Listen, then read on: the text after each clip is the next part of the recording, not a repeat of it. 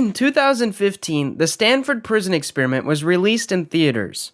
The movie detailed the infamous 1971 experiment in which 24 college students were put in prison. Now, while the experiment was supposed to last for 2 weeks, it was terminated after 6 days due to psychological effects that it was having on both the guards and the prisoners. So what actually happened during the Stanford Prison Experiment? Why is it so infamous? And does the movie get everything right, or is it just a dramatization? This video will briefly explain the experiment, its impact on the world of psychology, and the controversy that it's facing 45 years in the future. So, first off, what is the Stanford Prison Experiment? After Milgram's experiment rocked the world of psychology, many people were left with questions about obedience, power dynamics, and the abuse of power.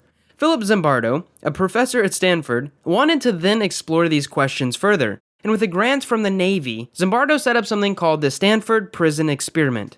He wanted to see, could a person's role influence their behavior? Zimbardo and his team interviewed 70 applicants at Stanford who were willing to participate in the study for 14 days and receive $15 a day. They wanted to make sure that they chose the brightest and the most mentally sound participants, and after narrowing down their applicants to 24, the researchers flipped a coin and assigned the roles. Half of the participants would be prisoners, and the other half would be guards. Now, the researchers then set up a basement at Stanford to make it look like a real prison. They were very serious about treating the experiment like a simulation. Prisoners were actually arrested in public and taken into prison. They were even booked, fingerprinted, and strip searched. Now, Zimbardo's team also gave prisoners numbers that were meant to be used instead of their real name. They claimed that it would help give the prisoners a sense of anonymity and help the experiment.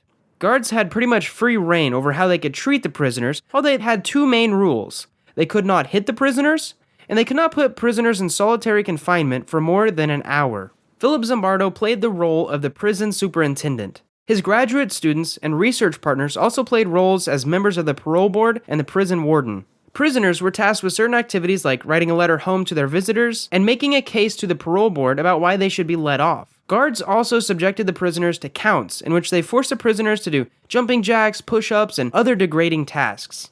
Now, it did not take long for these guards to start to abuse their power. Within one day, a guard actually hit one of the prisoners with his nightstick. On the second day, the prisoners tried to rebel, and so their beds were taken away. To punish these prisoners, the guards shot a fire extinguisher into the cell. Guards used physical and psychological abuse, including things like sleep deprivation, to punish and intimidate the prisoners throughout the study.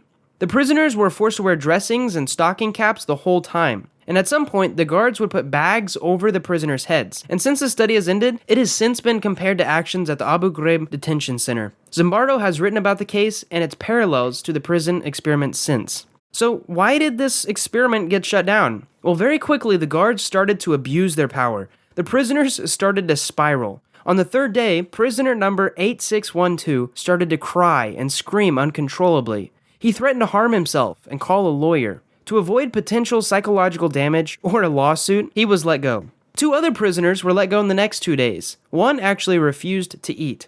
And on the 5th day, Zimbardo's girlfriend, which was actually his former student, came to visit the experiment. Zimbardo and his team had been monitoring the experiment and playing their roles in it 24/7. And when she saw the horrors that was going on in the prison, she asked Zimbardo to end the experiment immediately. She even threatened to break up with him. Well, eventually on the 6th day, he ended the experiment. This experiment showed the world how quickly people can abuse power when it's given to them. But it remains as one of the most controversial experiments in the world of psychology. And there's a few reasons why. The first one is obvious, and it's the case for psychological abuse that the prisoners endured during the study. Is it ethical to put human subjects through that kind of distress and trauma, so much so that many couldn't even endure the experiment? Now, Zimbardo claims that none of the participants have suffered long-term psychological consequences, but the point still stands. And in more recent years, critics have come forward to say that the results were not as natural as Zimbardo and their team may want you to think. Transcripts and audio recordings from the Stanford Prison Experiment show that Zimbardo's team coached these guards. They told them to be tough for the sake of the experiment. Even the prisoners may have been faking their responses. Prisoner number 8612, who is most well known for his blood-curdling quote, "I'm burning up inside." He has come forward to say that his time in the Stanford County Jail was more of an improv exercise. Many critics have likened the experiment to a drama rather than a legitimate psychology experiment. Carlo Prescott, the experiment's prison consultant, has also come forward to say that the experiment's more cruel treatments were not naturally thought up and executed by the guards alone. He wrote the following in an op-ed. Ideas such as bags being placed over the heads of prisoners, inmates being bound together with chains, and buckets being used in place of toilets in their cells were all experiences of mine at the old Spanish jail section of San Quentin, and which I dutifully shared with the Stanford Prison Experiment Brain Trust months before the experiment started. To allege that all these carefully tested, psychologically solid, upper middle class Caucasian guards dreamed this up on their own is absurd. So you can take that for what you will.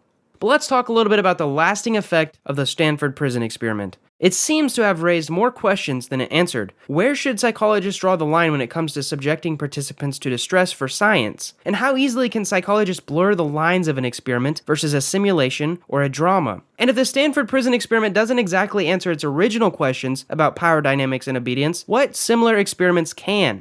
These are just some of the questions that psychologists face today about the experiment.